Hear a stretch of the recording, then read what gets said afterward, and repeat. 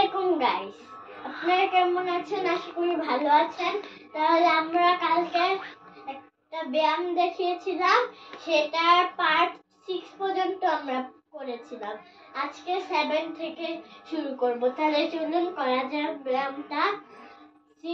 7 number ব্যায়ামটা হচ্ছে এভাবে এভাবে আর এভাবে এভাবে করলে আপনাদের বুকে আর ব্যথা করবে না। তারপর এটা ছিল 7। এখন আমরা 8-এ যাব। স্টেপ 8। এইটা হচ্ছে এভাবে এইভাবে 10 সেকেন্ড পর্যন্ত রাখবেন। তাহলে আপনাদের পা ব্যথা হবে না, হাঁটুর ব্যথা হবে না, কিচ্ছু হবে না। তারপরে স্টেপটা হচ্ছে এভাবে এভাবে এভাবে এভাবে এভাবে করলে আপনাদের পেটেও ব্যথা করবে না। এটা মানে পেটও কমে যাবে, বুকেও ব্যথা করবে না, পেটেও ব্যথা করবে না। তারপর স্টেপ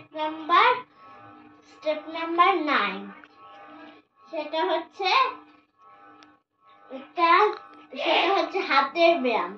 হাতটাকে এভাবে করে এভাবে আনলে আপনাদের হাতে ব্যথা করবে না। এভাবে ঘুরিয়ে এভাবে করলে আপনাদের ব্যথা করবে না।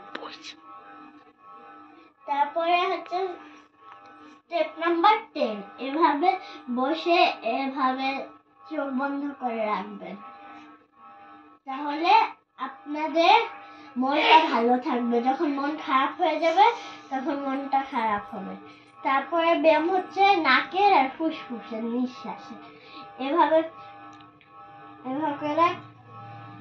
করে তারপরে নাক দিয়ে একটা বড় নাক দিয়ে শ্বাস নিয়ে মুখ দিয়ে ছাড়বেন। তাহলে আপনাদের আর ফুসফুসে সমস্যা হবে না।